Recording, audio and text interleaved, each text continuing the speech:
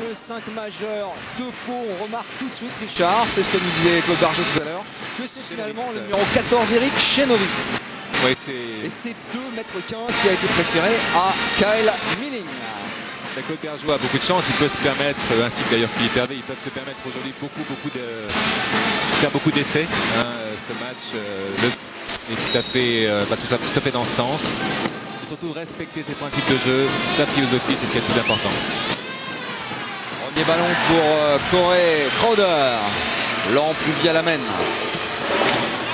Alors un match dans le match là, ce match entre les deux meneurs de jeu, Laurent Pluvi et Lukowski, vous allez le voir, c'est deux meneurs de jeu très véloces, grand manieur de ballon, alors qu'on voit tout de suite l'intensité de la défense de Pau qui se regroupe. Regardez, ils sont trois autour du ballon et forcément une main, celle de Michael Pietrus, traînée par là.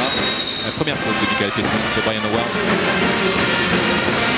Là c'est Brian Howard avec sa coupe de cheveux largement fantaisie. Petite tresse.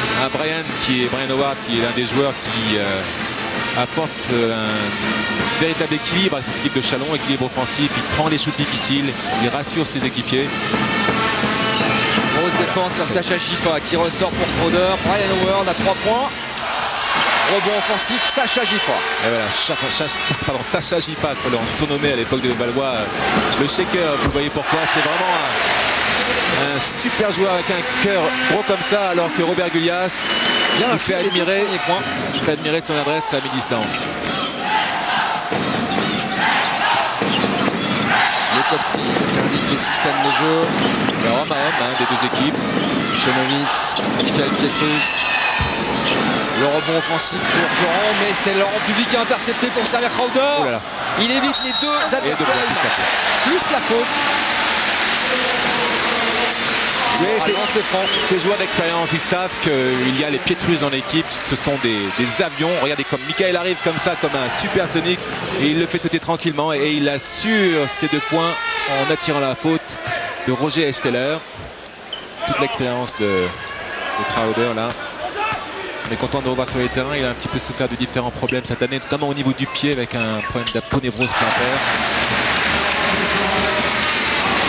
Et un bon début de rencontre des Chalonnais à domicile, 5-0. Lukowski qui passe seul. Une faute contre le meneur de jeu yougoslave. Lukowski, il ne va faire que ça pendant tout le match. Agresser son adversaire, pénétrer pour attirer la défense, fixer la défense et éventuellement soit aller vers le panier, comme il a tenté de le faire, c'est la raison des lancers francs, soit démarquer un de ses coéquipiers et lui délivrer un caviar.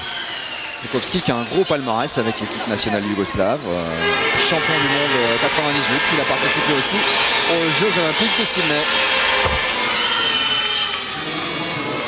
Un très beau joueur qui a un moteur à la place du cœur. Vous allez le voir, il parcourt un terrain énorme pendant tout le match. Gifa qui va provoquer. C'est débâché par Chenowitz. Là, il y avait de l'ombre. C'est intercepté ça. Attention, Roger Esteller qui résiste et qui prend le shoot. 2 contre 1 du côté de Châlons. Encore Corey Crowder à la conclusion pour ce match. Et 7-2, Richard. Voilà. Le rebond. Un rebond clean, une première passe, un rebond propre, pardon, une première passe très rapide et une contre-attaque finie de manière très spectaculaire. C'est facile le basket. Là, il a voulu y aller un petit peu tout seul, le jeune Pietrus. Les Palois ont la chance de récupérer le ballon et une faute est sifflée à l'encontre de Robert Gulyas. Philippe Hervé me disait hier, Richard, que Robert de temps en temps fait des fautes bêtes, un petit peu stupides. Complètement. Celle-ci en fait partie. Il a été claqué le bras de Roger Esteller. Et on se souvient de Robert Gulyas à l'Euro 99. C'est Claude Bergeau qui l'avait découvert avec Pierre Seillant et qui l'avait fait venir après à Pau. Voilà encore une interception. C'est la 3e pour Châlons et cette fois-ci c'est Laurent Pluvi, servi par Corey Crowder. Et 9-2. Alors vous voyez une entrée en matière un petit peu endormie côté paloise et en revanche les Chalonnais sont bien présents, prêts à enchanter son nombreux public.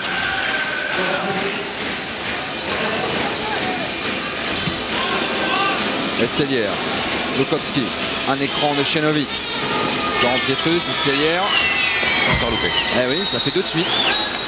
Et là, il y a une faute contre Šenovic. Oui, le panier. Alors qu'il avait pris le rebond offensif. Avec nous de savoir si Chalon aura l'énergie et le physique nécessaire pour tenir avec cette intensité pendant les 40 minutes que comporte ce match.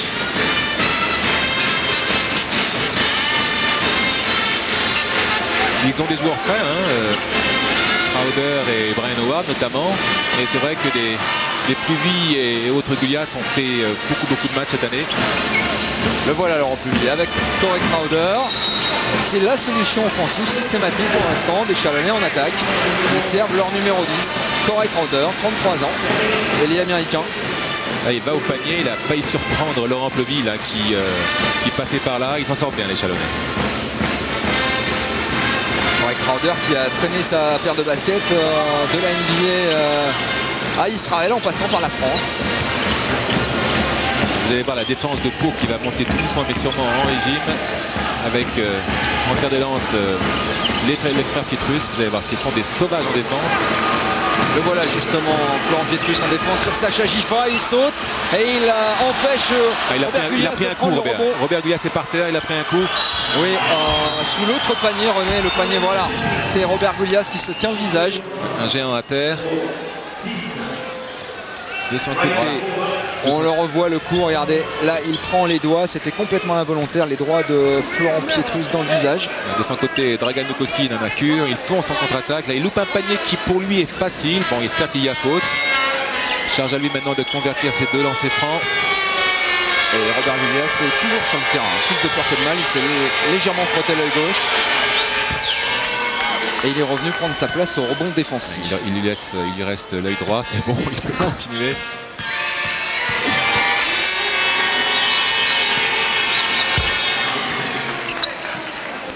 Et toujours cette pression sur le ballon, là, cette équipe de Pau qui essaie de contraindre Chalon à jouer plus vite qu'ils n'en ont l'intention.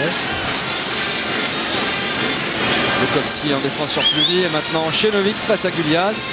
C'est pour Brian Howard. Brian Howard, il reste 7 secondes pour les Chalonnais sur cette attaque. Et tout seul, Sacha Evalo ce match. C'est dommage. Il aurait dû y aller. Ça a été touché au dernier moment. Non. Il était obligé de prendre le shoot là, ça c'est Sacha Gifa. Ça m'étonne de lui. Je pensais qu'il était parti pour l'écraser. Il a pris peur devant Šenovic. C'est vrai qu'il fait 2,17 m. Il y a de l'ombre. Dragan Lukowski à la main. Michael Pietrus, Šenovic, Escalière, Lukowski légèrement bousculé par Laurent Pluvy.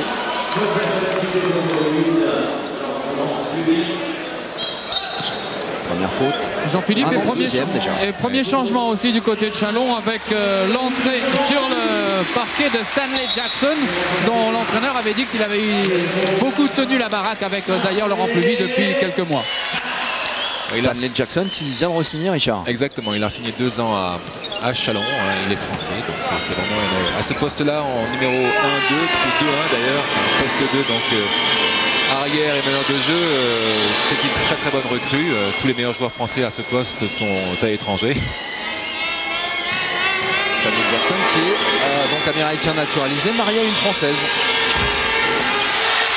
Et Pau n'a toujours marqué ses points que sur lancers francs, 5 points sur 5 points de Lukowski sur 5 lancers francs. On vous disait en début de rencontre que Chalon c'était la meilleure défense du championnat avec seulement 68 points concédés aux adversaires. Vous comprenez pourquoi dès les 4 premières minutes de cette rencontre, c'est difficile de prendre des positions de shoot. Oui, mais pourtant Chalon nous a un petit peu surpris par l'intensité de son départ, notamment avec sa volonté de courir vers l'avant, de finir ses contre-attaques, donc des paniers faciles.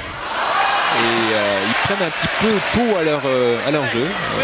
Ils les agressent, ils sont vraiment collés à leurs adversaires et ils empêchent totalement Pau de se libérer. Stanley Jackson, ses premiers points dans la rencontre. Le voilà, le numéro 4 de Chalon. Alors un faute. L'arbitre Christophe Vautier là qui était en défense. Une faute à l'opposé du ballon, vraiment. Entre Brian Howard Et Michael Pietrus pour une prise de position. Vous savez, le basket, c'est un jeu de contestation. C'est la raison pour laquelle on épluche de manière aussi précise le jeu adverse pour anticiper sur tous ses mouvements, les contester et faire sortir l'adversaire de ce qu'il a prévu.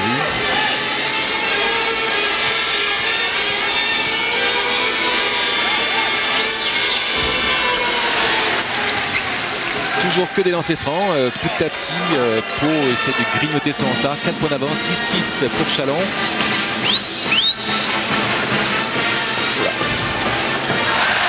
Robert Gulyas utilisé assez souvent finalement comme solution offensive. Regardez ce shoot un peu avec le bras gauche, il écarte. Tout en touché, c'est le contraste de Robert Gulyas là, qui paraît pâteau, un peu emprunté comme ça, mais qui a beaucoup de touchés, une très belle adresse, une très bonne main. Et la preuve là. 2 changements du côté de Chalon et un déjà effectué avec l'arrivée de Kyle Milling à Pau et à Chalon. Il va y avoir 2 changements tout de suite effectués avec la rentrée de William Laure et puis celle maintenant de Rémi Ripper. Un ex-Dijonais et un ex-Villeurbanne. Voilà, et ce sont Robert Gulyas et Brian Howard qui rejoignent le banc. Oui, avec la réponse de Philippe Hervé au coaching de Bergeau. Là, il sort son grand, son géant, et donc pour rapetisser un petit peu son équipe. Et automatiquement, Chalon en fait de même. Voilà, belle passe, jeu intérieur parfait entre Rémi Ripper, le numéro 9, et Sacha Giffard. On revoit cette action. Giffard malgré Estélière qui conclut.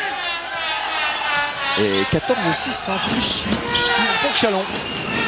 Et Pau qui n'arrive pas à s'approcher du panier, il n'arrive pas à servir, voilà, faute offensive, il n'arrive pas à servir leur joueur intérieur, et c'est Florent Pietrus qui est contraint à la faute.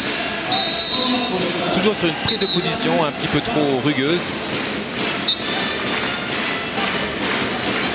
Premier temps mort demandé par... Regardez, on voit très bien, regardez, la prise de position avec ce bras qui est sanctionné. Cette prise de position avec le bras que monsieur l'arbitre a sanctionné, c'est très bien arbitré. Pau a du mal, vous l'avez signalé, Richard, à s'approcher du cercle. Chalon a verrouillé les lignes de passe. En revanche, en attaque, eh ben, ça marche plutôt bien pour les Blancs. On voit ici Sacha Giffard qui sert Corey Crowder. C'était en tout début de rencontre. C'est la deuxième contre-attaque, là il va au smash. La première, vous en souvenez, il avait fait sauter l'avion Pietrus qui arrivait juste derrière lui. Le voilà, Corey Crowder. Il est frais, on vous l'a dit, il a disputé assez peu de matchs, il était souvent blessé. Il a joué les 9 premiers matchs de l'année avec d'ailleurs avec Brian Howard. Et là il fait son retour, on voit les stats. Et voilà. 6 sur 8 pour Pau au lancer franc. Ce sont les 6 seuls points palois depuis le début de cette rencontre. Et 6 sur 7 dans cas de points. Vous l'avez vu, beaucoup de contre-attaques. Un seul shoot à 3 points. Grosse réussite. Claude Bergeau, vous avez été pris de vitesse par le bon départ de Chalon. Voilà pourquoi vous avez demandé temps mort. Que faut-il changer? Surtout, je crois qu'on est scotché au parquet. On ne développe rien. On joue sur des premières intentions qui ne sont pas des intentions collectives. Donc il faut qu'on fasse vivre un petit peu plus de ballon, qu'on se passe la balle et puis qu'on se replie en défense parce qu'on a perdu les ballons ou sur des shoots ou sur des balles perdues. Et puis derrière, ils ont mis les contre-attaques. Voilà, donc il va y avoir du mouvement, on va se régaler. Merci André. Roger Estélière qui sert pendant ce temps-là Florent Pietrus. Bukowski. Toujours cette homme à homme strict côté. Et voilà le premier panier de Pau, autrement que sur lancer franc. Après 5 minutes 30 de jeu dans le premier quart-temps. Ce shoot de Florent Pietrus. Comme quoi le temps mort a été plutôt bénéfique. Crowder avec William Laure, l'ex-Dijonais. Stanley Jackson. Stanley Jackson face à Milling. Attention, il va jouer un contre la vitesse il a face 5 secondes à la taille. Et, voilà. Et il attaque le cercle. C'est obligatoire. Il est beaucoup trop rapide pour Kyle Milling. Il le sait et il en a profité. Estélière. Il obtient une bonne faute pour lui. Et il va continuer à aller fréquenter la ligne que fréquentent en ce moment tous les Palois. Il s'est lancé franc. Oui, il y a faute. C'est vrai qu'on a vu, on a été coupé un petit peu trop tôt, mais on a vu le bassin qui translatait légèrement côté Estélière. Deux lancers francs encore, je dirais. Encore deux lancers francs. Beaucoup de fautes côté Chalon, ils en sont déjà à 8 fautes d'équipe. Espérons que ça ne va pas se payer sur la fin du match.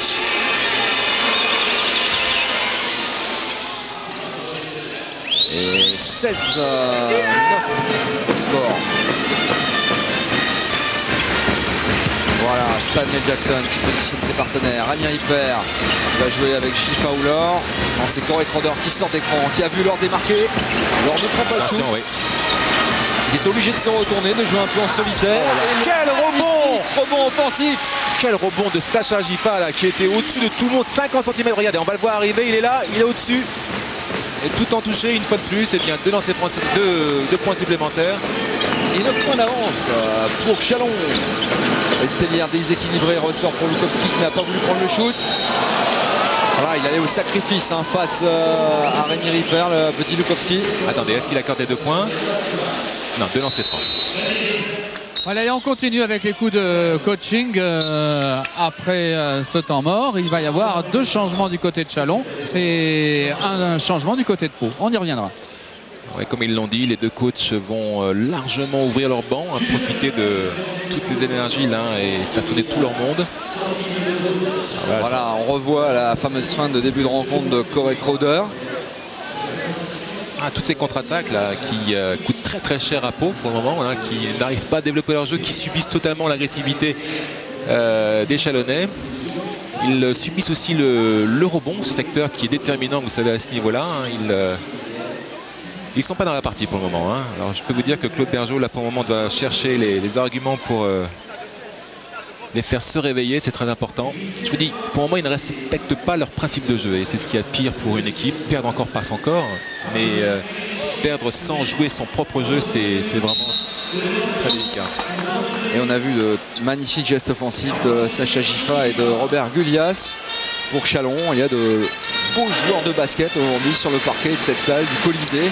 4000 personnes, la salle est pleine. C'est bon, donc la domination de côté Chalon avec notamment les rebonds offensifs de Gulias et de Sacha Gifa. Manu Schmidt, il n'y avait pas de problème du côté de Chalon. Pourtant, vous avez demandé, l'entraîneur a demandé un temps mort. Pourquoi? Il était calme quand même. Oui, c'était un temps mort pour faire un petit réajustement technique et tactique sur une position défensive. Uniquement pour ça. Merci. Manu Schmidt, Richard, qui sera le futur coach de Chalon la saison prochaine. Cette année, il s'occupait des espoirs de Chalon. Et il succède donc à Philippe Hervé. On choisit de privilégier la solution interne dans le club de Chalon. Les espoirs chalonnais qui ont perdu contre les nouveaux champions de France, donc espoirs, cette équipe de Pau là. Ils sont tombés vraiment avec les armes C'était un match très intéressant, un match de jeunes très engagé avec des jeunes enthousiastes, stressés un petit peu par l'enjeu, mais ne racontez pas tout. On va en voir à la mi-temps les images. On va en voir à la mi-temps. Et pendant ce temps-là, c'est Dragan Lukowski qui essaie de remettre cette équipe attendez. Une faute importante côté chalonnais. Troisième faute déjà.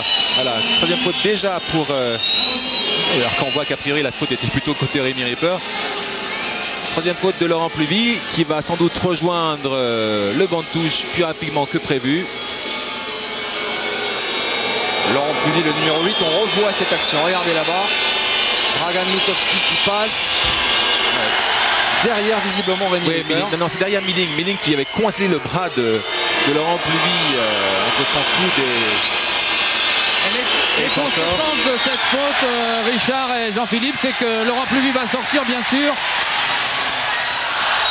Il a échappé la balle au tout dernier moment. Mais je crois que c'était pas franchement un cadeau que lui faisait Stanley Jackson là. Parce qu'il était beaucoup plus trop près du cercle. Il n'a pas eu le temps de le maîtriser. Il doit déjà armer. Il est déjà sous le cercle. C'est compliqué. Michael Pietrus, Roger Estelière, Dragan Lukowski.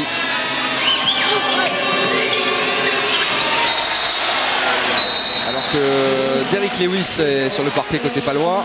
Voilà les deux changements avec Corey Crowder qui reprend sa place à la place de Pluvy et puis retour de Gouliache aussi à la place de Rémi Ripper. Et je crois qu'il serait bon d'essuyer le parquet côté gauche justement là où se trouve l'arbitre en ce moment. Ouais, c'est le problème lorsqu'il fait un petit peu chaud, on va pas s'en plaindre d'ailleurs. Les raquettes, vous l'avez vu, sont recouvertes de publicité et c'est du plastique et lorsqu'il y a un peu de transpiration, eh bien on tombe. Voilà, et Claude Bergeau pendant ce temps-là a fait sortir le deuxième des frères Pietrus, Michael. C'est Arthur Grosdorff qui l'a remplacé. Et il y a aussi le retour ou l'arrivée plutôt de Fotus. Beau travail pour mettre en position Robert Gulyas en poste bas, qui a profité d'un écran de son coéquipier pour mettre dans le vent Kyle Milling, un petit peu naïf sur cette action. Estelière qui tente de passer devant Prodert, il perd la balle ne sera pas rendue au Palois. Écoutez, voilà. On est en train d'assister à quelque chose de assez rare, hein, de voir cette équipe de Pau un petit peu malmenée qui balbutie son basket là. C'est assez rare pour le souligner. Ça va pas se plaire à Bergeau, ça. Pas lui plaire du tout. Willem Laure qui cherche Robert Gulyas face à Milling. Là aussi, il y a du kilo, des centimètres des deux côtés. Et voilà, tout en touché, le même geste que tout à l'heure, son petit bras roulé, ce qu'on appelle un hook shot. Regardez, hop, il est là. Et là, c'est incontrable, c'est absolument incontrable, protégé par le bras gauche. Milling qui était derrière le panier, il ne pouvait pas shooter. Au mieux, il pouvait servir un partenaire qui, lui, obtient une nouvelle faute. Faute de Willem Laure, oui. Attendez, il y a une petite divergence d'avis côté des arbitres. L'un accorde la faute, donne la faute à Willem Laure, l'autre la donne à Robert Gulyas. Au lancer franc, Arthur Grosdorff. Il vient d'Ukraine, de Yakoutsk. Il a joué à Saratov en Coupe Saporta et il était l'année dernière encore espoir à Pau. D'ailleurs, Pau l'année dernière avait remporté le titre de champion de France espoir. Et encore des lancers francs pour toujours, et encore et toujours. Ouais, ce sont ces... Ils en sont à quoi d'ailleurs? Ils en sont à 9 sur 16 au lancer franc. C'est ça. Et il y a eu un shoot à mi-distance de Florent Pietrus. De Florent. Et donc un seul panier marqué à mi-distance par les Palois. C'est à 3 points et c'est à côté. Attention à la contre-attaque. Enfin un rebond un petit peu net. Et c'est contré par Stanley Jackson. Regardez-le, quelle attitude conquérante. Il est content Stanley. 1m88 et il est monté au ciel pour attraper ce ballon. Regardez. Ce sont les meilleurs contres ça. Là on lâche le ballon. On pense qu'on a fait plus dur en passant son adversaire direct. Et puis bien, on se fait bâcher par le deuxième défenseur. Quel plaisir de jouer chez Stanley Jackson à 31 ans. Et il y a faute de Brian là, qui est un petit peu en retard sur ses jambes, un petit peu raide sur les jambes, Brian Howard. Voilà, Claude Bergeau disait au micro d'André Garcia en début de rencontre qu'il allait ouvrir son banc. Comprenez qu'il allait faire énormément de rotation. Et bien on en a la preuve en ce moment, puisqu'il n'y a plus aucun joueur du 5 majeur côté palois. Quand on voit Grosdorff, Lewis, Milling, il n'y a que Roger Estelière, le numéro 9, mais qui était au coup d'envoi. Pardon Jean-Philippe, le jeu chalonnais est très très coûteux en termes de fautes. Là, c'est le deuxième joueur, Brian Howard, sanctionné déjà pour 3 fautes, qui doit rejoindre le banc de touche. 2 joueurs du 5 majeur, c'est un gros handicap. 11 fautes côté chalonnais pour le moment depuis le début de ce premier quart-temps, c'est énorme. Et de nouveaux changements, Gifa et Ripper reviennent.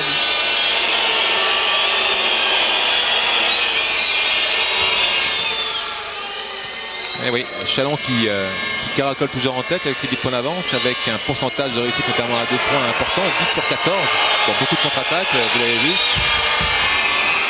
Et Pau qui marque son 11e lancer franc.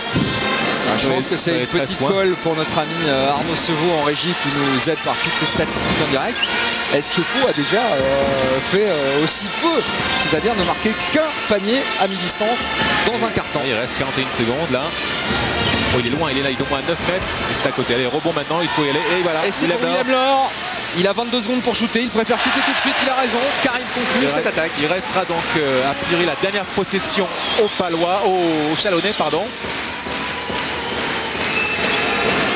24-13. Alors mot d'ordre côté Chalon, arrêtez de faire des fautes inutiles, mais c'est un petit peu le tribut qu'on doit payer lorsqu'on est aussi agressif. Estelière, de nouveau contré, 2 fois de suite. Tout à l'heure c'était Stanley Jackson, là je crois que c'est Willem Laure. Regardez ça. Il n'a pas de chance, Roger Estelière. À chaque fois qu'il doit attaquer le cercle, il y a un défenseur chalonnais sur la trajectoire. Il tente trop de choses maintenant à mi-distance et là tout le monde se jette au rebond. Fin de ce premier quart-temps, 30e journée du championnat de France. Chalon en blanc, 24. 24 pour 13. Assez étonnant ce début de rencontre, Richard. Il est parti sur des grosses bases offensives, notamment côté Chalon. 24 points en un quart-temps. Si on continue comme ça, on va dépasser presque les 100 points. C'est pas fait pour nous déplaire tout ça, hein. Mais je sais que Claude Bergeau va stigmatiser un petit peu ce point de détail et un petit peu mettre la pression sur ses joueurs. Il est temps de défendre maintenant si on veut au moins respecter le standing qui est leur. Ils sont, comme l'a dit Philippe Hervé, les leaders incontestés des championnats, et ce standing là on doit le défendre jusqu'au bout. Et on voit cette passe à l'aveugle de Stanley Jackson, malheureusement sur cette passe là. Un peu tardive, oui. Il était sous le cercle au moment de conclure. Brian Howard, là c'est Goulias. Le sourire de Corey Crowder, tout va bien pour Chalon. Il peut sourire, il peut sourire Corey Crowder. Alors on voit les stats avec le pourcentage quand même très très important à 2 points de Chalon, 73% avec 11 sur 15. Bon, on n'a pas encore réussi à marquer des points à 3 points, mais ça ne saurait tarder. Côté Puertez, on fait gros dos en attendant des jours, en tout cas des minutes meilleures. C'est pas génial. À 2 points, on n'arrive pas encore à trouver la mire. Très peu d'ailleurs à 2 points. J'ai l'impression qu'on fait un travail de sape au niveau de la défense adverse. On les pousse à la faute en attendant pour faire en sorte que Philippe Hervé utilise beaucoup plus son banc que prévu et jouer sur la relative faiblesse des joueurs remplaçants pour asseoir définitivement leur supériorité. Oui, c'est simple le basket, vous avez raison Richard, c'est simple. Et là, l'entraîneur de Chalon demandait à ses joueurs qu'il va falloir être très intelligent maintenant si on veut conserver ce match-là. Quand vous avez l'avantage sur une interception, quand vous avez un temps d'avance, allez jusqu'au panier pour obliger les Palois à faire des fautes, pour que les arbitres les sifflent à leur tour, parce que nous, il va falloir que l'on soit très intelligent pour jouer avec les fautes que nous avons déjà eues sifflées contre nous. Et oui, notamment les fautes contre le meneur de jeu Laurent Pluvy, déjà 3 fautes. Voilà. Et pendant ce temps-là, c'est Didier Gadou qui est arrivé côté palois, servi par Fred Fautou, le petit meneur dynamique qui va encore un contre de Willem Laure, son deuxième de suite. Oui, là, Claude Bergeau qui a essayé de faire rentrer ses cadres, ses joueurs d'expérience, que ce soit Frédéric Fautou ou Didier Gadou. On va essayer de recouvrer une certaine stabilité, un certain équilibre dans son jeu. Peut-être un petit peu moins de brio, mais plus de rigueur. Pour moi, ça ne fonctionne pas très très bien, mais il faut laisser le temps un petit peu à cette équipe de s'installer. Ripper. Le rebond pour Chalon. Et une faute sifflée au passage. On va savoir à qui. Faute de Kyle Milling peut-être. Exactement, Richard. Vous avez bien vu. Ce n'était pas facile là au milieu de la mêlée. C'est lui qui est sanctionné. Ah, mais vous devriez voir le sourire de Philippe Hervé. Exactement ce qu'il a demandé entre les deux cartons se produit. C'est-à-dire qu'on provoque les fautes de l'adversaire. Et en revanche, on essaie de garder la balle un peu plus longtemps. En revanche, André, effectivement, pendant ce temps-là, Claude Bergeau ne sourit pas du tout. Car je ne pense pas que ses consignes sont particulièrement bien suivies par ses joueurs en ce moment. Avec Lewis qui prend un shoot à 3 points, qui le réussit. Enfin, le deuxième panier, le premier panier à 3 points de la partie. C'est aussi une des caractéristiques d'Eric Lewis, son adresse à 3 points. Il est beaucoup plus confortable sur sa ligne à 3 points qu'à l'intérieur. C'est un joueur Stanley Jackson lui aussi shoot à 3 points. Le rebond pour Eric Lewis. Fautou qui lance Gadou pour Drozdov. Où va-t-il essayer d'accélérer, Richard? Car là, en début de rencontre, ils ont tenté de lancer au moins 2 contre-attaques de suite. Allez, il faut construire maintenant. Essayer de trouver la faille tranquillement. Et 5 secondes, il va falloir penser à armer. 2 secondes, c'est Fautou pour shoot.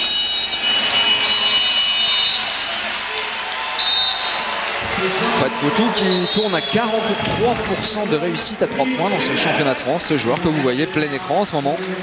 Et le tourbillon chalonnais continue. Retour de Goulias à la place de Rémi Ripper. Et le coach un petit peu façon universitaire américaine. C'est un gros turnover comme ça qui permet à son équipe de garder une grosse intensité de jeu, qui évite aux joueurs de s'épuiser. On va encore une faute de Kyle Milling là, qui passe directement pratiquement une année de la Pro B, parce qu'il jouait à Rueil, je crois, l'année dernière. Donc au plus haut niveau hexagonal. Et oui, jouer là-bas parce que c'est un peu l'écurie de formation de Pau. Ouais, avec Frédéric Sarr d'ailleurs qui est coach, qui sera coach voilà, l'année prochaine. Il y a Ronny Coco qui joue là-bas, il y a Thomas Darnozan, il y a Frédéric Moncade qui sont tous d'anciens Palois. Nouveau changement à Châlons, ça continue avec Laurent Pluvy qui est revenu à la place de Stanley Jackson. Willem Lehor bien servi par Laurent Pluvy, passe décisive et 2 points supplémentaires. Avec Derek Lewis qui sort un petit peu trop sur ce pick and roll là, et qui s'expose à une rotation de balle. C'est bien où il est côté chalonnais. Il est coincé, le petit Fotou, il sort pour Didier Gadou, il reste 8 secondes. Milling servi en position d'attaque, il provoque la faute de Robert Gullias. Je me demande pourquoi Robert Gullias persiste à vouloir sauter alors que une simple position. Regardez, il avait qu'à lever les bras sans sauter. 2,15 m, c'est quand même assez dissuasif pour ne pas avoir besoin de sauter et s'exposer donc au coup de sifflet de Monsieur d'Horizon. Oui, parce que c'est quand même sa troisième faute. Oui, déjà. Je vais vous surprendre, Richard. Un nouveau changement à Châlons avec Gullias sort et Rémi Ripper qui revient. Là, un petit peu plus justifié parce que bon, c'est son 3e joueur sanctionné pour 3 fautes de son 5 majeur. Donc ils vont terminer sur les jantes cette équipe de Châlons là. Hein.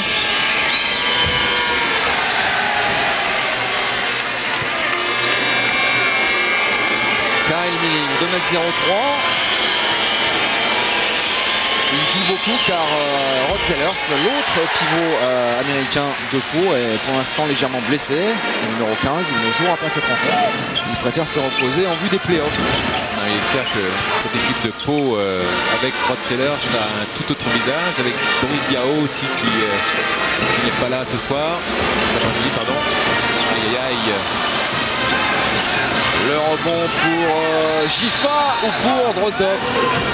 Il y aura entre deux, décide Pascal d'Horizon. Oui, Boris Diao-Rifouillot qui est aux États-Unis pour rencontrer des représentants des différentes franchises NBA intéressés par lui, Richard. Qui fait des petits ateliers face à des ateliers de technique face à des coachs américains, notamment à Denver et à Portland. Je crois, pour éventuellement savoir s'il a une chance de s'inscrire dans les 15 premiers de la draft, du premier tour de draft cette année. Quoi. Et en tout cas, il est parmi les 14 premiers non-américains à cette draft. Et envisager de rejoindre son ami Tony Parker d'ailleurs, et le nôtre aussi, en NBA.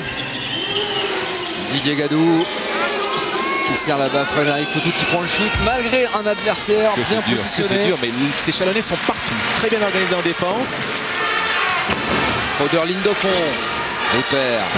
Et voilà, il trouve. C'est long. Le rebond pour Ripper et Gifa et on repart pour 24 nouvelles secondes côté Châlons. Ça, je peux vous dire que ça fait du mal. Ce sont les petits coups de poignard comme ça qui assassinent une défense. On perd beaucoup de force. On laisse de la gomme.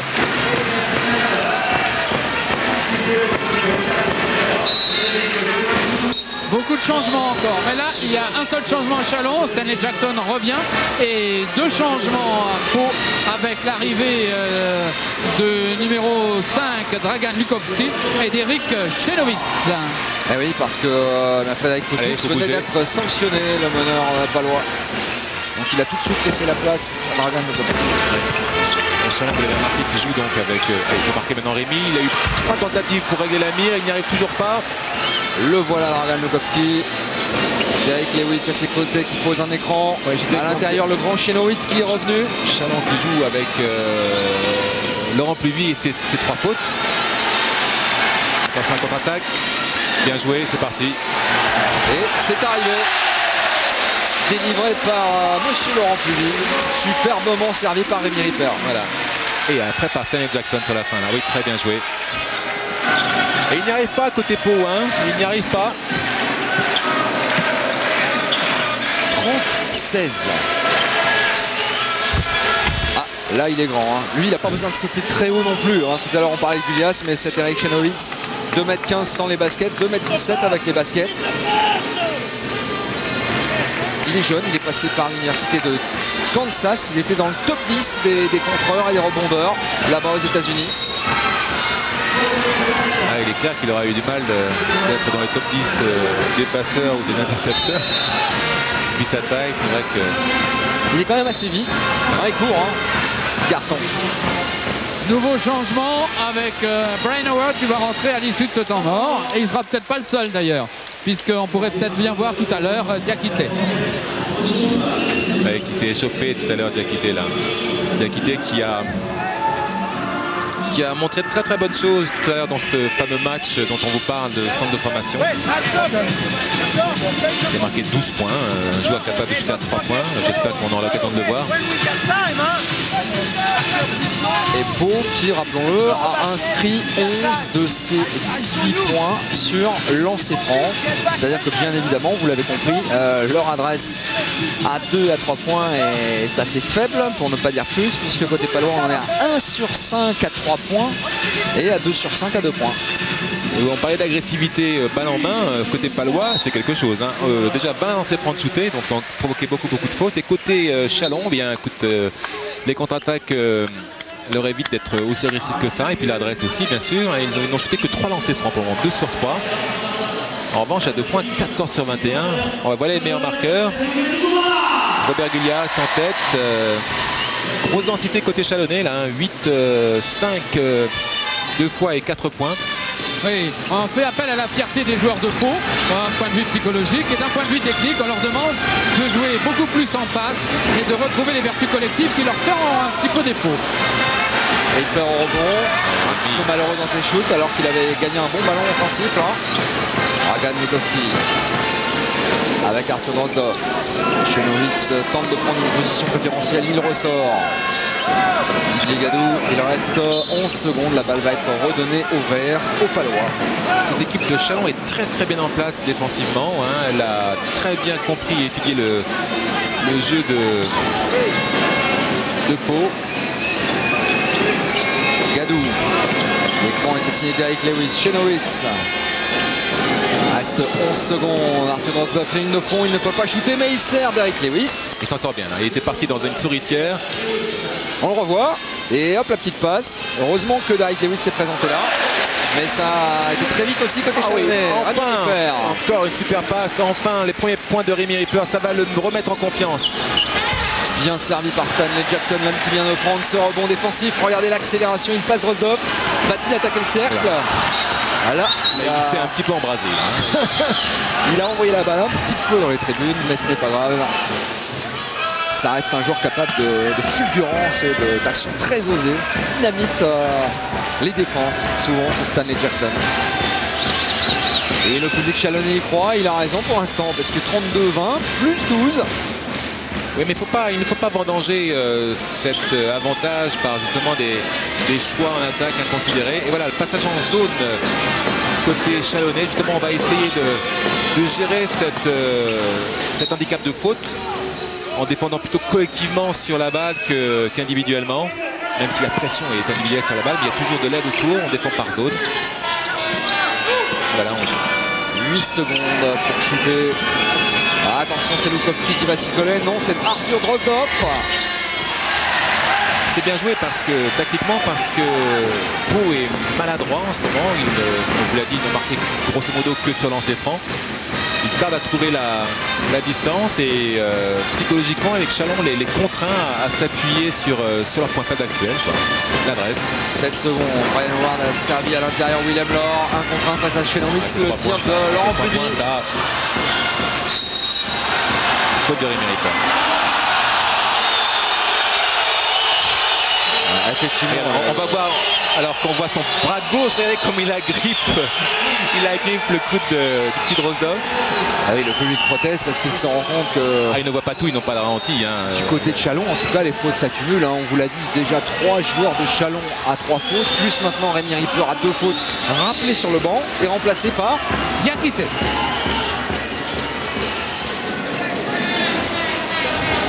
Alors, Mamadou Diakité, le numéro 7 de Chalon, 2 mètres, 21 ans. Ouais, qui vient du centre de formation d'Antibes à la base, il vient Diakité. Et voilà le premier panier à 3 points de l'homme qui a le même palmarès que le club, à savoir Didier Gadou, 7 fois champion de France, les 7 fois avec Pau. Et qui sera coach assistant l'année prochaine. Hein. Toujours cette volonté de continuer avec les acquis du club. Laure, Howard. Ward qui tente sa chance, le rebond est pour Lukowski, il y a un 3 contre 1, oh là là, la balle est un peu longue. Ce n'est pas l'habitude paloise de rater ce genre d'occasion. Il reste 2 minutes 32. Nouveau temps mort demandé par Chalon. On a toujours regardé Jackson tête en l'air, regarde ce qui se passe, pas besoin de regarder, ça c'est pour les jeunes qui jouent au basket, pas besoin de regarder son ballon. Au contraire, il essaye de voir ce qui se passe sur le terrain, analyser et puis trouver la meilleure solution pour marquer 2 points supplémentaires. Didier Gadou a vu la main de Claude Perchaud sur la fameuse petite ardoise magique. 32-23. Et voilà le shoot à 3 points de Derek Lewis, qui est d'ailleurs aussi un énorme contre. J'espère qu'on aura l'occasion de nous montrer un petit peu ce talent-là aussi. Il a un timing au niveau du contre et de l'anticipation. C'est génial. Et toujours ces fameuses contre-attaques chalonnaises, cette fois sanctionnées par 2 points de Laurent Pluvy. Mais attention, on vous le répète, 3 joueurs de Chalon, donc maillot rouge et blanc, à 3 fautes. Brian Howard, Laurent Pluvy et Robert Gulyas. C'est-à-dire que la deuxième mi-temps va obliger les Chalonnais à continuer à bien défendre, mais en prenant moins de risques. Mais déjà l'équipe de Pau a un petit peu arrêté l'hémorragie. Pour le moment il reste encore 2 minutes 32. Et l'équipe de Chalon n'a marqué que 8 points dans ce quart-temps, alors qu'il avait marqué 24 sur les 10 premières minutes. C'est un peu plus à la hauteur de ce qu'ils ont l'habitude de nous montrer. André, un petit mot peut-être avec Manu Schmitt, le futur entraîneur. Donc même si l'avance de Chalon tend à décroître maintenant, il y a un managérat très calme de Chalon. Oui, je crois qu'il n'y a pas lieu de s'exciter pour l'instant. Il y a simplement à essayer. La difficulté, c'est de gérer les fautes, parce qu'on a quand même plusieurs joueurs qui ont 3 fautes personnelles. Donc c'est arrivé à s'adapter un petit peu et puis gérer au mieux le chrono par rapport à ça. Gérer au mieux le chronomètre, car il faut que les joueurs majeurs de Chalon puissent tenir le plus longtemps possible sur le parquet. Aïe.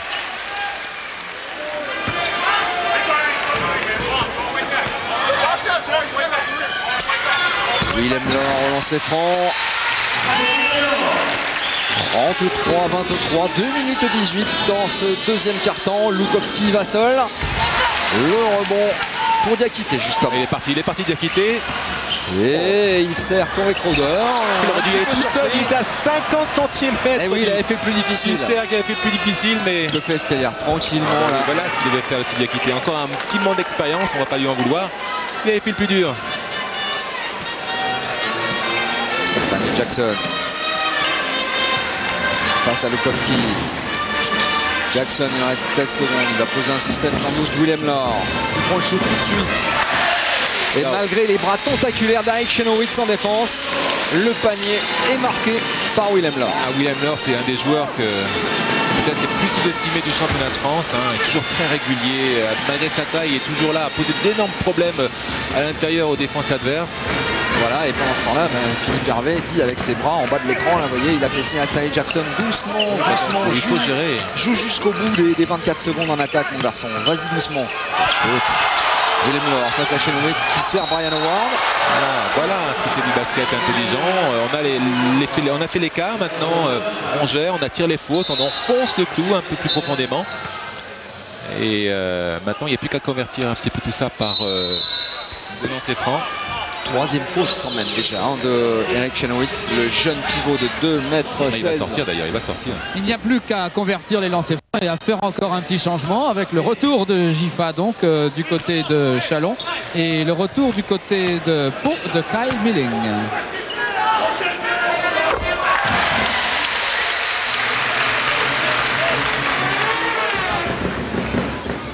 Et bien voilà les premiers points de Brian Howard. Il y a un petit peu de temps, il a été fauché par les fautes d'entrée. 3 fautes. Et il récupère son lancer. Il est tout seul, attention. Il ressort sur Howard, pas mal vu ça. Écoutez, il a réglé la mire avec ses 2 premiers lancers francs. Maintenant, il devrait s'appliquer et convertir ces 2-là.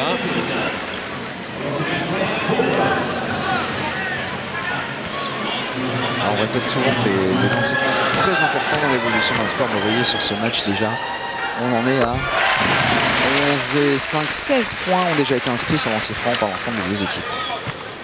11 du côté palois et 5 du côté chalonnais.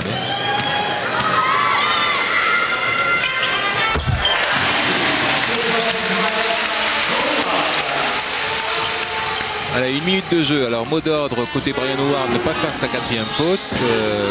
Côté palois, eh bien, retrouver un petit peu son rythme et des positions beaucoup plus propres.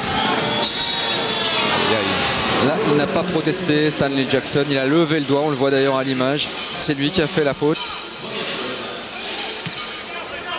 Et il montre surtout que c'est sa première faute. Bien sûr, il était fautif, mais c'est sa première faute en première période, ça va. Beaucoup d'enthousiasme côté Stanley Jackson. Roger Stellière qui va tenter d'approcher du cercle. Ça glisse du côté de Roger Stellière. Il avait des mauvais appuis. Didier Gadou, lui, en revanche, était parfaitement positionné.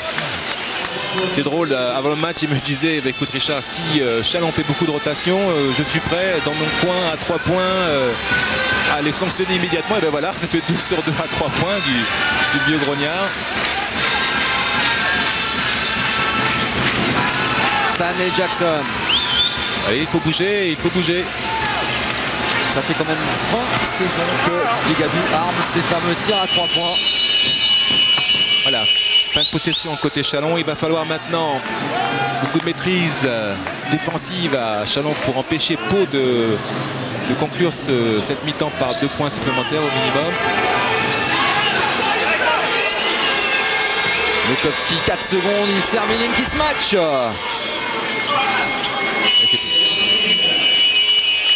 Et c'est la mi-temps, 38-30 pour Chalon, plus 8 pour les Chalonnais. On se retrouve tout de suite après une page de Pau par 23 prises à 13, avec 16 rebonds défensifs et 7 offensifs, contre 11 rebonds défensifs côté palois, contre 2 offensifs. Donc le secteur offensif, le rebond offensif qui faisait une des forces de l'équipe de Palois est totalement jugulé, totalement maîtrisé. Et ça, il va falloir reproduire ce genre d'exploit lors de ce 3e quart-temps et lors de cette 2e mi-temps.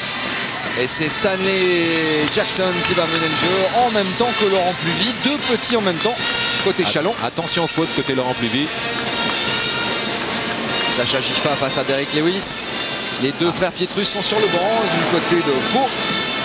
Voilà, ils ont fait le décalage. Maintenant, il n'y a plus qu'à armer. C'est simple le basket, quand c'est joué comme ça, Richard. Il n'y a plus qu'à armer et Corey Crowder a sanctionné tout de suite la défense de Pau. 41-30. Corey Crowder que je redécouvre à ce niveau, ça fait très plaisir. Ça fait longtemps qu'on ne l'a pas vu aussi performant, aussi bien en défense qu'en pénétration et maintenant à 3 points. Vous l'avez vu, alors un petit exploit, la technique de Lukowski. 1m84. Il s'est faufilé entre les jambes chalonnaises. On se demande comment il a fait ça. Sacha Giffa face à Derek Lewis. Laurent Pluvy qui vient prendre la balle dans ses bras. Écran de Giffa. C'est la solution offensive cette fois. C'est Willem Laure. Bon pour de nouveau Chalon, car ce sont les Palois qui ont mis cette balle dehors. Didier Gadou qui n'a pas pu se saisir de cette balle.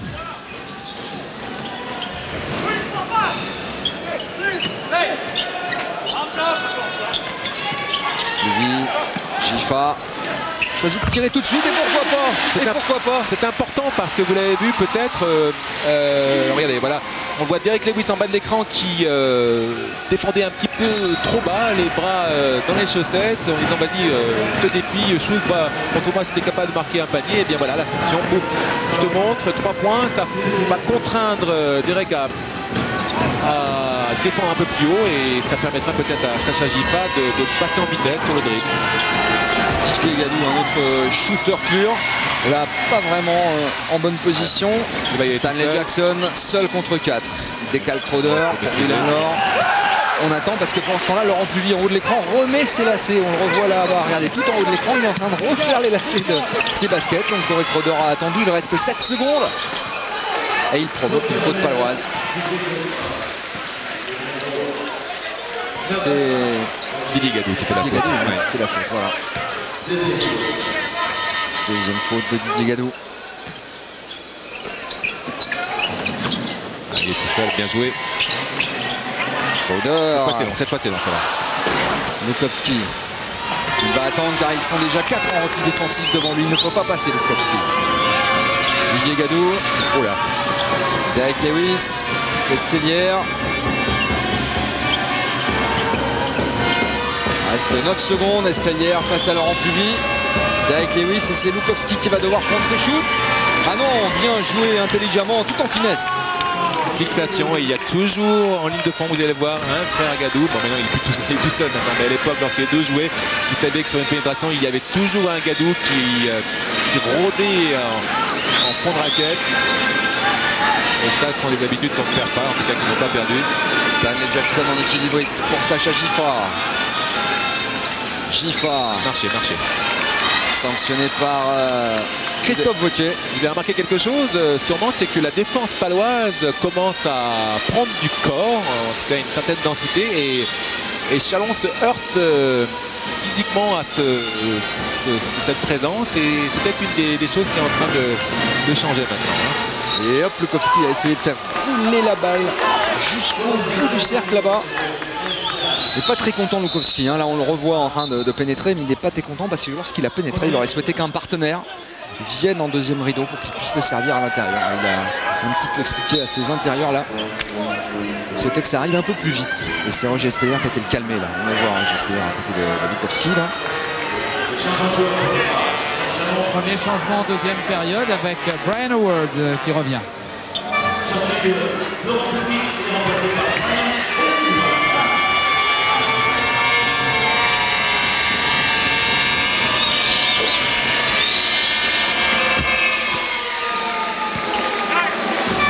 Lukowski qui est le meilleur marqueur côté palois avec 9 points.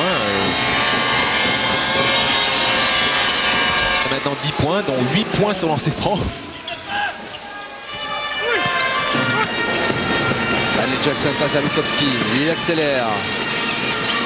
Jackson toujours face à Lukowski, il est passé, il y va seul. Vous savez que c'est un shoot très difficile. Arriver à doser son shoot tout en avançant au niveau du corps. Il faut beaucoup de toucher et beaucoup d'adresse. J'ai à 7 points, Stanley Jackson. Alors qu'il y a eu beaucoup de rotation. Aussi, il joue dans un mouchoir. Regardez, ça ne respire pas. Il joue toujours du même côté. Il n'arrive pas à faire de transfert de balle. Un shoot. Et voilà, très bonne défense côté Chalon qui peut contre-attaquer. Et la faute contre Didier Gadou, le numéro 10 palois. Ça, c'est une faute, on va dire, que les coachs, comment dirais-je, soulignent comme étant habile et intelligente. Ça casse le jeu. Regardez, hop, voilà, c'est terminé. Et on ne prend pas de points faciles. Plus 10 toujours pour Chalon dans sa salle. Et le public y croit. Giffard qui décale Howard. Le rebond pour Milling. Il a de grands bras, Brian Howard. Vous voyez, Howard, il a raté le shoot, mais il est quand même très vite revenu. C'est lui qui a intercepté et sorti ce ballon. Ce sont des très bons shoots, donc il doit continuer à les prendre. Après, c'est au coach de décider s'il continue à les rater, de le sortir ou pas. Mais ces shoots font partie d'un travail collectif, hein, donc il est tout à fait justifié.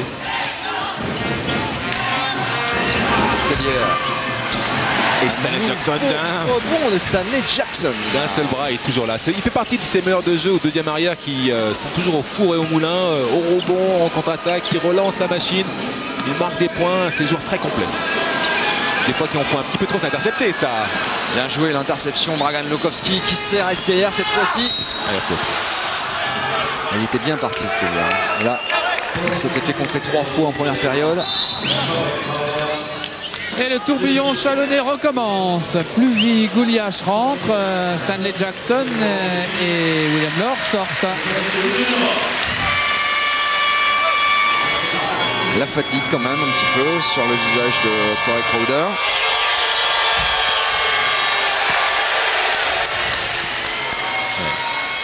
Il faut oublier que Corey Crowder là, il est de retour sur le terrain que depuis 3 semaines, hein, donc il n'est pas tout à fait en rythme, même si on sent qu'il est très frais, hein, il a une grosse envie, il a été sevré de ballon pendant un long moment, mais à partir d'un certain moment, eh bien, on manque un petit peu de gasoline. Il attend Brian Howard, il préfère servir Robert Gulyas face à Milling. Il reste 6 secondes. Il faut shooter. Gulyas est obligé de shooter. C'est trop long. Rebond pour Lewis. Lukowski. C'est un panier important pour Pau maintenant pour se remettre, confirmer leur retour dans le bon sens. Bien marqué par Derek Lewis, dos au panier. C'est plaisir de voir Derek. Regardez, c'est plaisir de voir Derek dans la raquette.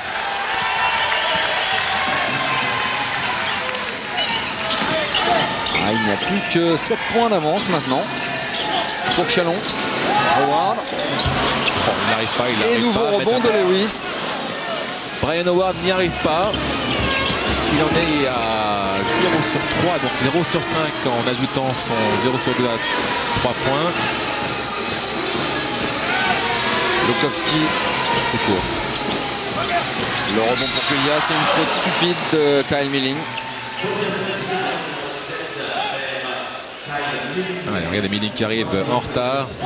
Pourtant Milling fait 2,5 m. On dirait que c'est un petit gamin à côté de Goulias qui fait 140. Il doit faire 138 kg cette semaine sur la balance chalonnaise. Il est monté, il a vu beaucoup d'eau cette semaine alors. Il est monté à 150 kg quand il est arrivé. Il va ce match, Corée. Ligne de fond. Je peux vous dire que son pied va beaucoup mieux. Regardez, on voit, il est parti. Beaucoup de hargne. Il a écrasé ce smash sur la tête de Derek Lewis. Ah, il a oublié la ponévrose plantaire là. Effet immédiat. Claude Bergeau va relancer Florent Pietrus dans la raquette. Il a reposé un petit peu les frères Pietrus. Voilà, faute de Corey Crowder. 10 points pour Corey Crowder.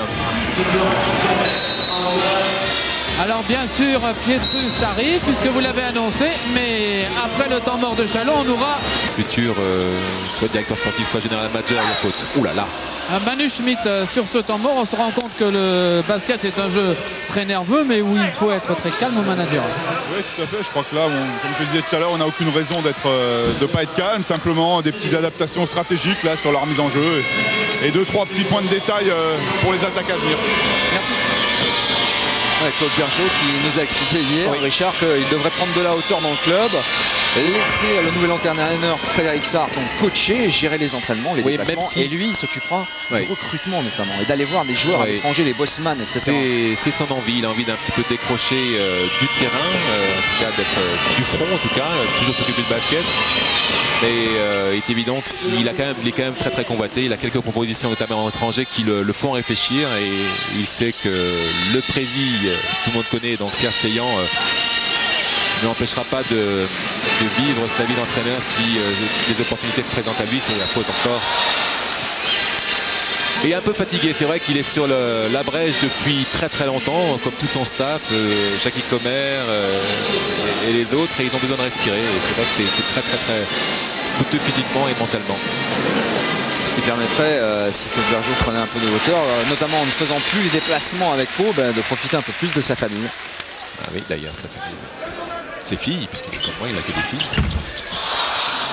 Kyle Milling en rebond. En général, c'est les grands champions qui ont que des filles, non? Ah, j'en ai une. J'essaierai d'en avoir d'autres. Dragan Lukowski. Roger Stellière. Je ne dis pas ça pour Jacques Monclar ou Greg Beugnot qui n'ont que des garçons. Voilà, petit message personnel, vous l'avez compris. Pour les copains anciens internationaux comme Richard qui écoutent les commentaires. Dragan Lukowski, c'était bien tenté. La contre-attaque, regardez devant, messieurs.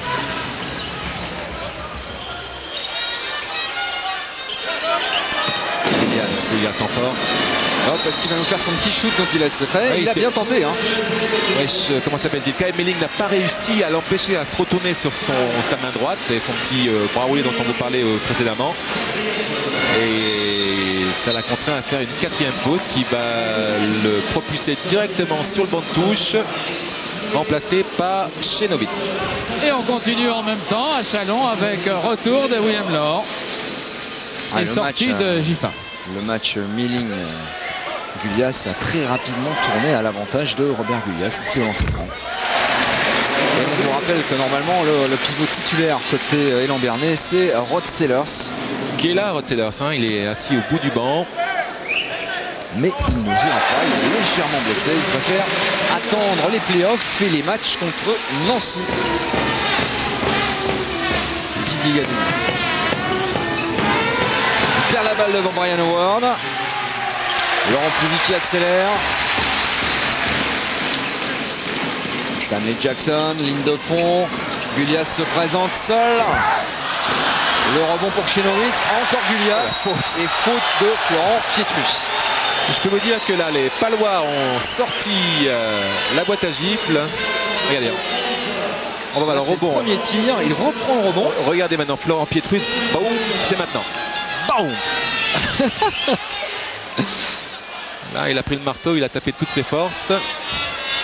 Je pense qu'avant, il avait été un petit peu chahuté aussi de son côté. Donc, c'est un peu le dépit qui l'a forcé à faire ce geste. Il avait été maltraité notamment en attaque tout à l'heure. Il en veut maintenant un petit peu l'arbitre. C'est ce que Claude Berger d'ailleurs est en train d'expliquer à Pascal d'Horizon. Mon joueur a été un petit peu maltraité tout à l'heure. C'est ce qui explique son comportement. En ce temps-là, Robert Gulias s'applique au lancer franc. 53-41. Plus 12 pour Chalon. Interception de Stanley Jackson. Et avant de tenter le smash, il a quand même regardé derrière lui. Vous avez vu à quelle hauteur il est monté avec ses 1,88 Stanley Jackson. Yes! Regardez là. C'est super avec un petit pump entre les jambes qui se sont écartées. Et là, il se retient au cercle et il atterrit tranquillement. Oh là là. Oh là là là, c'est dommage. On assiste à une petite série de très belles actions. Oui, car question détente, les frères Pietrus, Michael comme Florent, c'est pas mal non plus. C'est-à-dire pour ça qu'à l'inverse, les a appelés en équipe de France. De la dynamite. Et là, il y a toujours un Pietrus qui peut en cacher un autre là.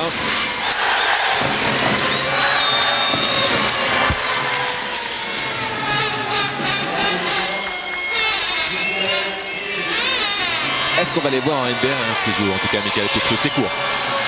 On aimerait bien, non? Ah bien sûr. Oh là là, oh là là, oh là là. NBA, mieux c'est pour le basket français. D'ailleurs, on précise que Tony Parker ne reviendra pas cet été avec l'équipe de France des Espoirs. Il devait défendre un titre, mais son entraîneur lui a demandé de se reposer, de prendre des vacances pour être en forme pour sa deuxième saison en NBA. Donc Tony ne rejoindra pas ses copains Boris Diaw, les frères Pietrus, qui avaient été champions d'Europe Espoir. Il y a juste Michael Pietrus qui est avec les moins de 20 ans puisque Florent est plus âgé. Mais ça se comprend un petit peu. Maintenant, Tipi Parker représente quand même beaucoup d'argent, une énorme valeur pour sa franchise et pour la NBA. Et il ne va pas prendre le risque de... Pas question de risquer la blessure. Laurent Pluvy en pénétration qui sert Willem Laure. Va peut-être ressortir pour Howard, voilà qui est fait. Ouais, 3 secondes.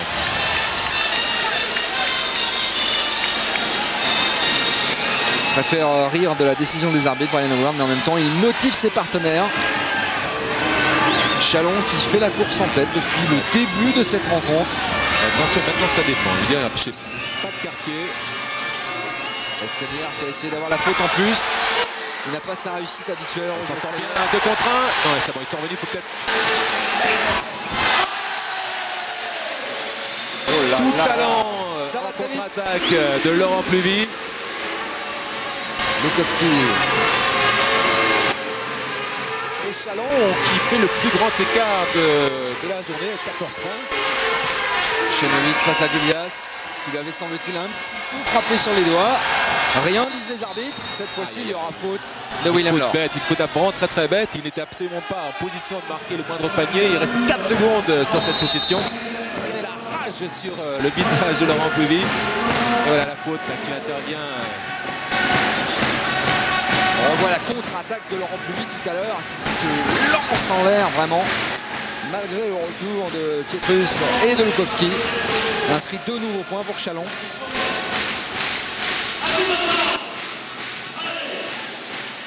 Voilà un petit break, 10-2 pour Chalon. Derek Lewis, le petit shoot dos au panier de tout à l'heure. C'est très difficile à faire. Il va y avoir Mr. Showman là sur la droite alors qu'on voit maintenant Sacha Giffard vraiment. Les gros cœurs de l'élan chalonnais. Et la petite séquence des Pietrus Brothers. Michael pour Florent. Derek Lewis concentré, Thierry Gadou également. Arthur Drozdov, on découvre tout le banc palois. Ouais, mais ça va être compliqué maintenant mentalement, puisqu'on sait depuis 2 journées maintenant Pau est assuré de terminer la première place. Ils ont lâché un petit peu, alors qu'on voit Rod Sellers qui accompagne malgré tout ses coéquipiers en voyage. Ils ont lâché un petit peu mentalement la pression et c'est peut-être un danger en vue des playoffs. Maintenant, ce match aurait été important justement pour faire remonter cette pression. Il n'y arrive pas. Bon, le retour de Rod Sellers va y contribuer. Le retour de Boris Diaw aussi. Claude, il faut prendre 14 points, en tout cas limité à la fin de ce tiers-temps, c'est ça? Oui, enfin l'objectif c'est d'essayer de bien jouer. Jusqu'à présent on n'a pas bien joué encore. On a eu quelques petites bribes de basket collectif, mais c'est indigne de ce qu'on est capable de proposer d'habitude. Ben voilà, il y a des matchs comme ça, ils sont beaucoup plus agressifs que nous. Ce soir, on le voit par le nombre de fautes qu'ils font, par le nombre de rebonds offensifs qu'ils viennent nous chercher. Ben, on n'a pas cette agressivité-là, il faudrait malheureusement qu'à une semaine de play-off on y soit. Merci Claude. Et comme le match est particulièrement intéressant, à la fin de ce tiers-temps, il y aura un quart-temps, hein, le 4e. Et c'est vrai que pour avoir vu très souvent jouer l'élan Béarnais, on peut vous affirmer que ce n'est pas dans l'habitude des joueurs de Pau de se laisser mener comme ça toute une rencontre. 57-45. Ils n'ont pas encore lâché, ils ont de l'orgueil, c'est pas loin, ils ont de l'orgueil. Laurent Pluvy. Le rebond pour Robert Gulias. Et c'est le 8e rebond offensif pour cette équipe de Chalon, là, vraiment plus agressive, hein, plus présente dans tout le secteur du jeu. Et Gulias a déjà 6 rebonds à son actif. Pluvy pour Willem Laure. Reste 6 secondes, il doit prendre le shoot. Michael Pietrus relance la machine paloise. Nouvelle interception. Florent Pietrus, non, Stanley Jackson et finalement Eric Chelowitz. C'est Frédéric Fautou qui replace ses partenaires en indiquant un système de jeu. Michael pour Florent. Angel Stellière. Oh là là, il est partout Stanley Jackson, il est partout. Passe décisive pour Laurent Pietrus. J'espère que c'est pas blessé là, il se traîne par terre de douleur. Ça va. On voit cette passe de Stanley Jackson.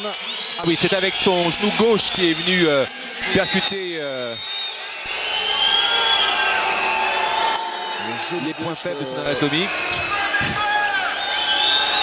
C'est pas volontaire, c'est vrai qu'il était largement au-dessus. D'ailleurs, ils se sont excusés tout de suite. Il n'y a pas, y a pas de volonté de faire mal sur cette action. Le tourbillon continue, retour du 10 et du 13, c'est-à-dire le 13 Gifa et le 10 Crowder. À Chalon, bien sûr. Une drôle de séquence. Hein. On parlait d'agressivité côté Chalon. Bon, elle est caractérisée par l'énergie déployée par Stanley Jackson, qui est partout. Hein. Franchement, il est à la passe, à l'interception, au rebond. Quel match de Stanley Jackson. Même s'il y a un petit peu de déchets, il est vraiment très bien. Et Laurent Pluvy qui fait son match. Hein. 8 points, 3 passes décisives. L'importance de ce joueur n'apparaît pas forcément dans les statistiques. Mais il est vraiment essentiel dans ce rôle que lui fait tenir Philippe Hervé à Chalon cette saison.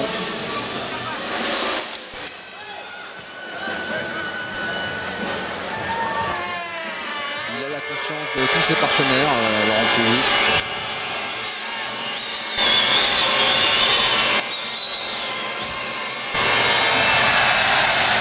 Elle a un shoot un petit peu tendu. Vous avez vu sa trajectoire là, il faut qu'il remonte un petit peu son coude et qu'il donne un peu plus d'arche à sa balle, à la trajectoire de sa balle.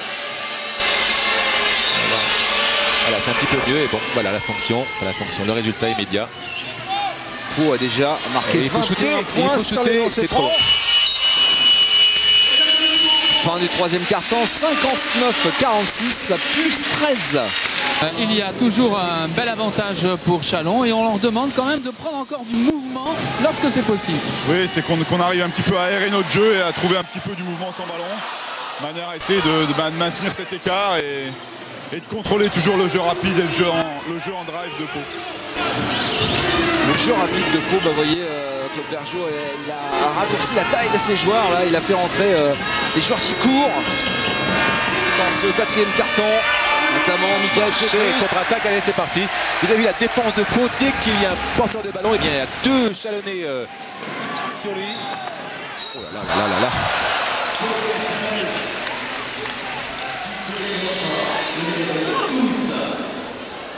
Derek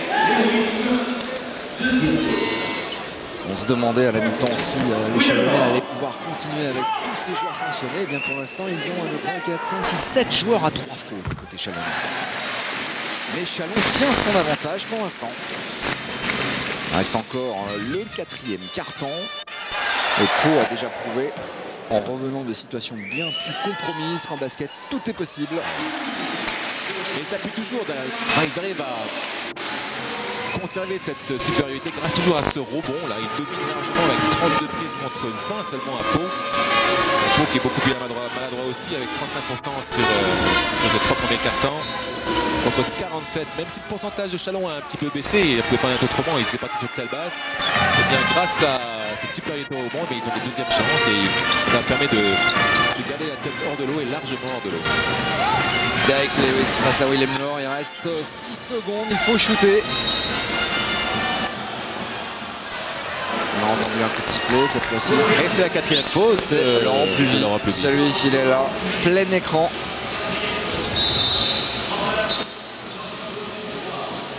Je vais vous surprendre, il y a un nouveau changement à Chalon avec le retour de Brian Howard à la place, bien sûr, de Laurent Pluvy.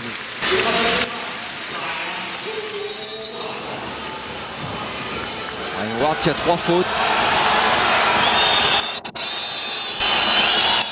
Et là, c'est Sacha Gifa, visiblement, pour mauvais geste, qui vient d'être sanctionné à son tour, le numéro 13 de Chalon. Par ce coup de sifflet qui essaye d'endiguer un petit peu là. Oh là, ça se marché, il vient de dehors, c'est dommage. Il n'était pas encore entré totalement sur le terrain. C'est la raison pour laquelle Monsieur d'Horizon a annulé ce superbe match. C'est un petit peu dommage. Je disais que Monsieur Vautier donc, a sifflé une faute auparavant sur Sacha Gifa pour éviter que, voilà, on a le premier pied qui est en arrière, qui est encore sur la ligne, pour éviter que le match ne dégénère en un pugilat un petit peu trop important. Rémi Ripper a remplacé Sacha Gifa. Il reste 10 secondes pour les Chalonnais sur cette attaque. Ripper et nouvelle faute de Florent Pietrus.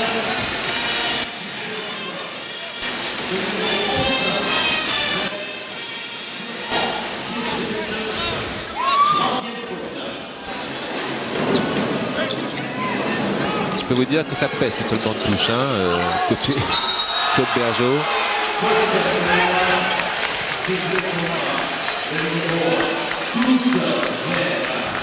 Et Chalon a bien verrouillé en tout cas sa défense. Chalon, meilleure défense du championnat, qui n'encaisse que 68 points de moyenne, est bien parti pour maintenir Pau à des hauteurs très inhabituelles pour les champions de France. Puisque les Palois n'ont marqué que 46 points et que l'on joue déjà depuis 1 minute 15 dans le dernier quart-temps. Stanley Jackson, Corey Crowder. Je peux vous dire que si ça continue comme ça, ils vont avoir droit à une remontée de bretelles de la part de Pierre Sillon qui va leur mettre une pression monstrueuse en rentrant. Parce qu'après avoir perdu à domicile contre Cholet, eh bien, ils enchaînent avec une défaite qui n'est absolument pas d'ailleurs... Oh là là, c'est en train de dégénérer. Une défaite qui est absolument... Oh là, entre Brian Howard et Michael Pietrus. Ça y est, c'est Philippe Hervé, l'entraîneur, qui sépare les joueurs. Et ça, c'est des images qu'on n'aime pas vraiment voir lorsqu'on retransmet des matchs de basket sur France Télévisions. Il reste à essayer tout le monde.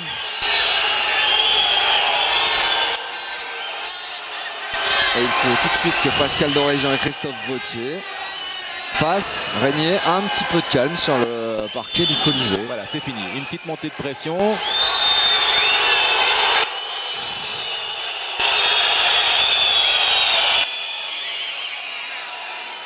Il faut se calmer. Qui a dit que ce match était sans enjeu? Je peux vous dire que les playoffs vont être chauds cette année. Et oui, parce que chaque équipe sait qu'elle peut retrouver l'autre. On vous l'a dit, peut-être en demi-finale. Oui. Et donc c'est important psychologiquement de prendre l'ascendant sur l'adversaire qu'on va peut-être rejouer dans 3 semaines maintenant. Stanley Jackson devant Frédéric Poitou. Il reste 8 minutes dans ce 4e quart-temps. Eh oui. Florent Pietrus, 4e faute. En retard, Florent. 5e même. Il en a fait 2 tout sur tout.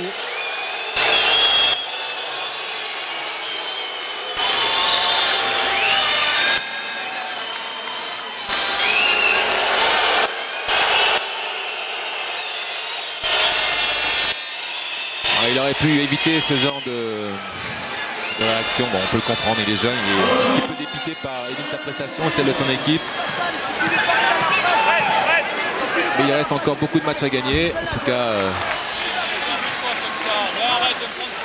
le prochain tour des playoffs sera le match le plus important pour eux maintenant.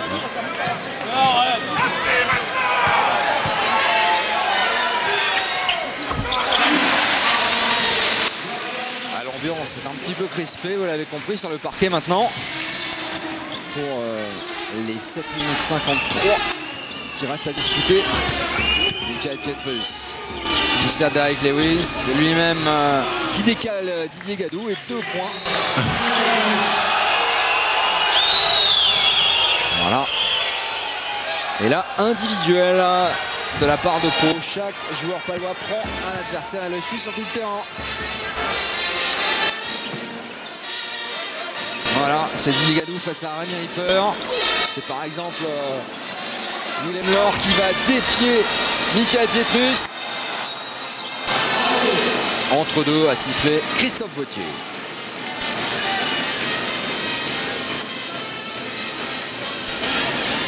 Entre deux. Entre Willem Laure et Didier Gadou. Une petite pièce sur Willem, c'est clair. Stanley Jackson.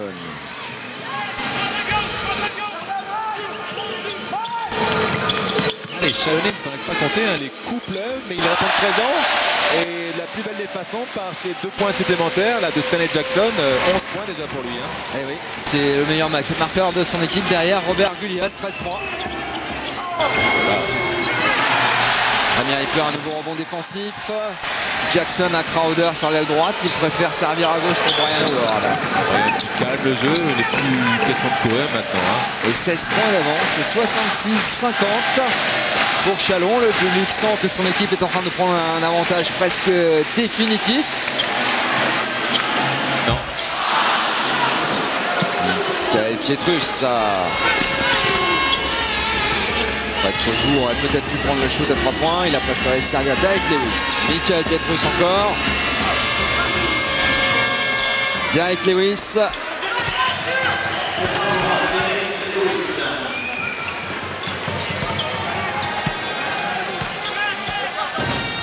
14 points maintenant.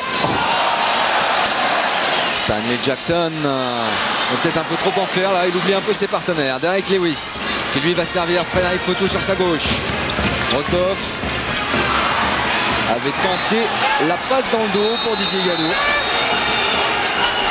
Est-ce que Stanley Jackson s'est blessé sur ce coup-là? On va le voir. Non, ça va, il se relève. Boum, il y avait un coup de tête là, vous l'avez vu. Eh oui. Gadou, Jackson. La balle roule et plutôt dans le sens de Chalon en ce moment. 66-52, c'est assez net, hein, Richard. Richard, l'important maintenant pour Chalon, c'est de jouer chaque défense comme si c'était la dernière, comme si c'était la défense qui va donner la victoire, car c'est en défendant que nous allons gagner cette rencontre. Voilà le discours de l'entraîneur de Chalon qui demande aussi en attaque à jouer beaucoup au plus en pick and roll du côté de Chalon.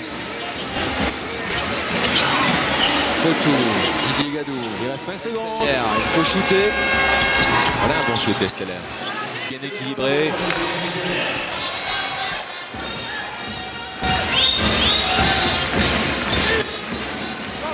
Laurent Cuvy qui lui bien sûr va jouer jusqu'à l'extrême limite des 24 secondes. C'est bonne guerre lorsqu'on a 12 points d'avance. Passage en zone de Pau. Une zone 2-3, vous voyez sur l'écran les 2 petits devants, Drozdov et Fotoux. La balle est perdue. Elle est rendue à Pau, la balle. Et bon changement de défense hein, qui est un petit peu troublé. Voilà, temps mort immédiat du coach chalonnais, Philippe Hervé, là, pour remettre les choses en place dans son équipe. Offensivement, lui qui était aussi un joueur réputé comme rude. Dur au mal. Donc, très sérieux en défense. C'est pour ça d'ailleurs que Chalon, on vous l'a dit, n'encaisse que 68 points de moyenne par match. Alors Jean-Philippe, pour terminer cette rencontre à Chalon, on demande encore une fois, bien sûr qu'on veut gagner, hein, c'est évident, vous le voyez sur les images, mais de répéter des gestes au plan offensif. On prépare la suite de la compétition, c'est manifeste. Bien sûr que la priorité c'est de gagner ce match-là, mais il ne faut pas oublier tout ce qui va venir après, tout ce que l'on peut gagner, car Chalon se met maintenant dans la peau d'un peut-être outsider de cette compétition. Chalon qui affrontera à Gravelines en quart de finale du championnat. Alors que Pau va défier le SLUC Nancy. Nancy qui est vraiment très touché par les blessures des joueurs. Ces joueurs majeurs. Majeurs. Cyril Julien, Joseph Gomis, ces Américains. Alors que Corey Crowder encore à 3 points. Un shoot super bien équilibré qui fait ficelle. 13 points pour Crowder avec 2 sur 3 à 3 points. Grosse présence en défense là sur Esteller là, qui n'en a marqué que 6 points ce soir, hein. Lui qui est l'arme numéro 1, en tout cas l'arme offensive numéro 1 des Palois. Avec 17 points de moyenne d'habitude. Alors effectivement, vous avez raison Richard. Accordé. Il est bien en dessous de ses moyennes. Et du côté de Chalon, Crowder est plus frais et il apporte des solutions offensives. Corey Crowder qui se charge de la remise en jeu avec Laurent Pluvy.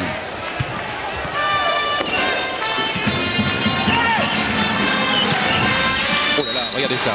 C'est en train de se friter encore à l'intérieur entre Goulias et Derek Lewis.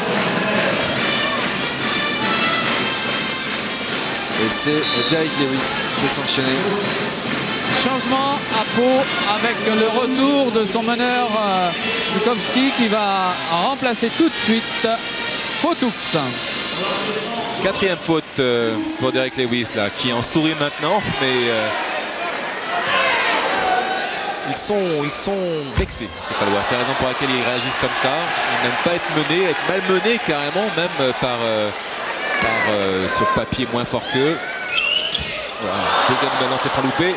Et Rémi Ripper qui se bat comme un beau diable au milieu des géants palois.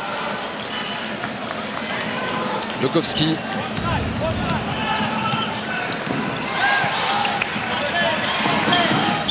Estellière. Côté Chalon, on ne change pas une défense qui fonctionne, hein, toujours en homme, bien strict, bien agressif. Attention, il est à droite, 3 points ce soir. Oula, faut éviter ça pour qu'il loupe. La contre-attaque orchestrée toujours par Laurent Pluvy qui a vu son partenaire Rémi Ripper qui attend Robert Gullias. Ryan Howard pour Laurent Pluvy qui repart jusqu'à l'extrême limite des 24 secondes. Allez, on analyse la défense, c'est une zone, on l'a vu. La balle est passée rapide, ils ont trouvé encore l'ouverture. Et voilà, Gullias qui est passé derrière Derek Lewis. Plus la faute, il est passé derrière Derek Lewis et au-dessus de Roger Esteller. Attention, bon d'accord, il fait 2,15 m, mais c'est beau. Il faut les soulever, c'est 138 kg. Hein. Robert Gullias, l'international hongrois qui fait un match plein devant les caméras de France Télévisions aujourd'hui. 15 points, 7 rebonds.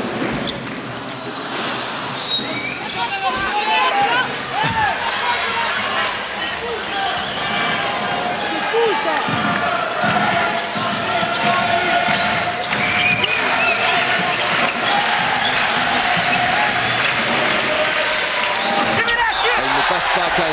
Il y avait un mur constitué de Robert Gullias et de Rémi Ripper. Il n'a pas pu approcher du cercle. Ouais, Kyle Billings, ça va un petit peu trop vite, c'est un petit peu trop pour lui. Là, c'est vrai que un petit peu dépassé par l'intensité.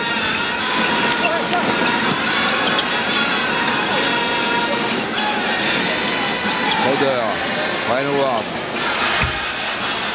Pas ce soir pour Brian. Hein. Et c'est Arthur Drozdov qui a gobé ce rebond défensif pour Dragan Bukowski. Reste 2 minutes 46 à jouer. Arthur Drozdov qui se met en évidence en cette fin de match. Il était champion espoir avec Pau l'an passé. Cette année, il joue dans la cour des grands.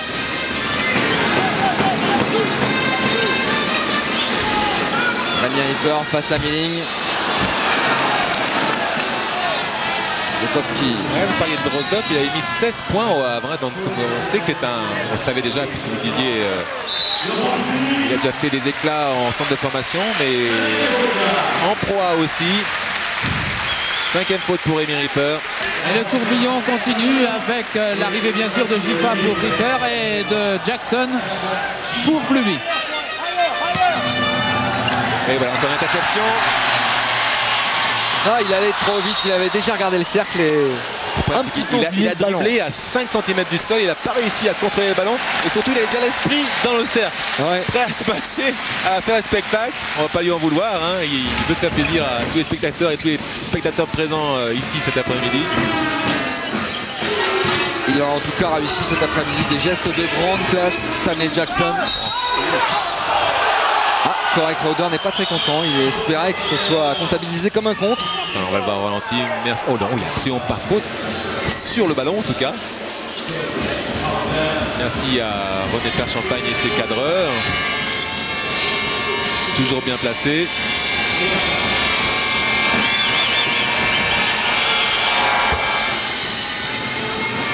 Ouais, il n'y croit pas à sa 4e faute, Corey Crowder.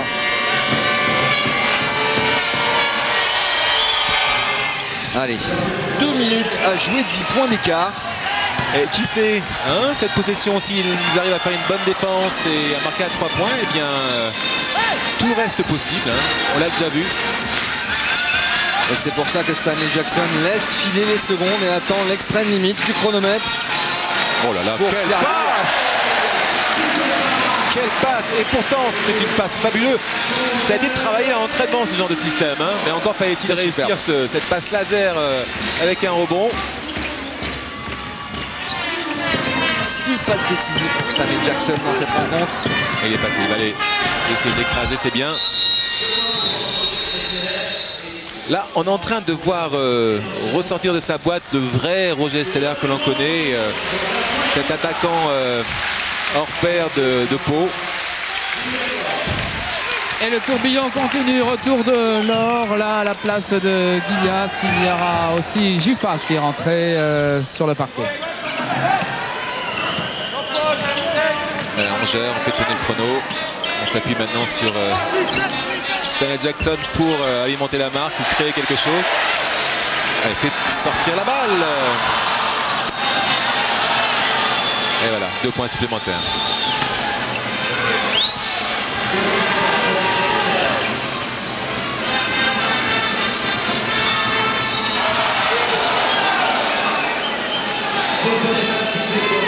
Maintenant, le jeu de Pau sera d'arrêter le chrono en contraignant donc les joueurs de Chalon à aller sur les lancers francs en espérant qu'ils les loupent. Bon, c'est pas gagné, hein, mais ça reste maintenant la seule tactique à adopter. Jouer sur la maladresse ou le track du shooter. Et c'est pas le cas pour Sacha, là, qui est bien à son sujet. Eh bien non, pas cette fois. Ah, maintenant, il faut accélérer peut-être. Ah oui, 55 secondes, mais Ryan Nugolski n'y croit plus. On a l'impression qu'il n'y croit plus, pardon.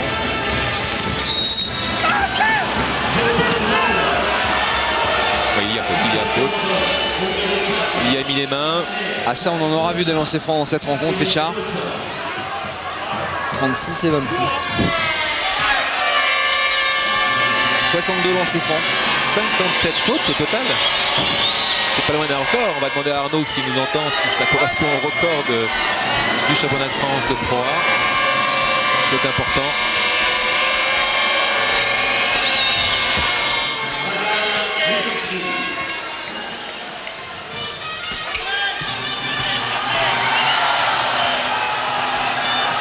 Stanley Jackson. Logiquement tête, c'est 4 à plat au fond et il va jouer un contre 1 en espérant attirer une faute.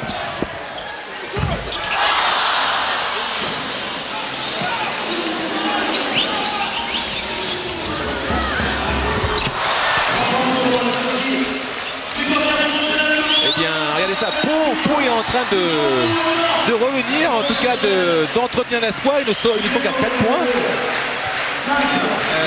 Et 21 secondes à jouer, tout reste possible malgré tout. 4 points, 21 secondes à jouer. Et un temps mort demandé par Philippe Hervé côté chalonnais, bien sûr, car il avait une confortable avance. 16 points à un moment, je crois, Richard.